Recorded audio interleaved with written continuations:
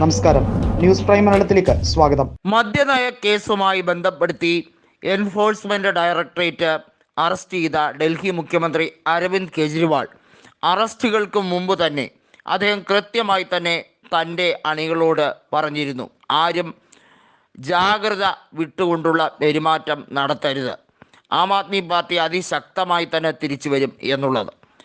ഡൽഹി മുഖ്യമന്ത്രി അരവിന്ദ് കെജ്രിവാൾ കാണിച്ച ധൈര്യമൊന്നും മമതാ ബാനർജിക്ക് ലെവലേശമില്ല.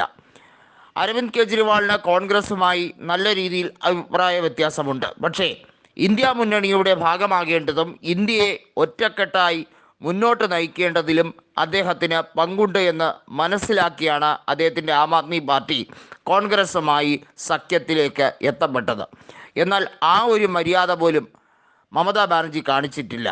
മമതാ ബാനർജിയുടെ തൃണമൂൽ കോൺഗ്രസും തമ്മിൽ സഖ്യത്തിലായ 2011 മുമ്പുള്ള കാലഘട്ടത്തിൽ അവിടെ അതിശക്തമായി തന്നെ തൃണമൂൽ കോൺഗ്രസിനെ കോൺഗ്രസ് സഹായിച്ചിട്ടുണ്ട്.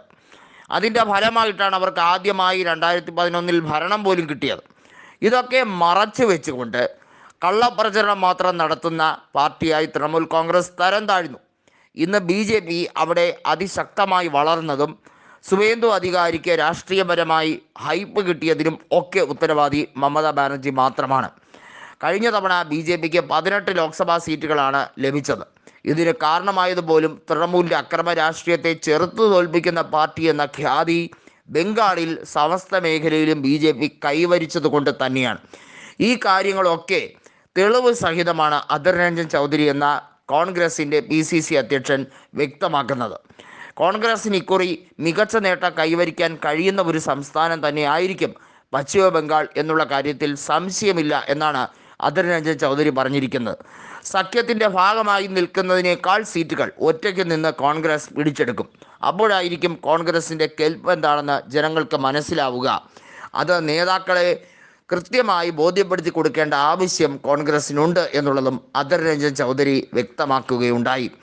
നിരവധിയായ തൃണമൂൽ നേതാക്കൾ ഇപ്പോൾ ആ പാർട്ടിയെ വെറുത്തിരിക്കുകയാണ്. മഹുവ മൈത്ര അടക്കമുള്ളവർ കോൺഗ്രസിൽ നിന്നും തൃണമൂൽ കോൺഗ്രസിലേക്ക് പോയത് അതിശക്തമായി തന്നെ BJPക്കെതിരെ പോരാടുന്ന പാർട്ടി എന്ന ഖ്യാതിയുള്ളത് കൊണ്ടാണ്. എന്നാൽ ഇപ്പോൾ മമതാ ബാനർജി ശരിക്കും പറഞ്ഞാൽ BJPയുമായി ഒരു രഹസ്യ ധാരണയിലേക്ക് പോവുകയാണ് എന്നുള്ളതാണ് കോൺഗ്രസ് ആരോപിക്കുന്നത്.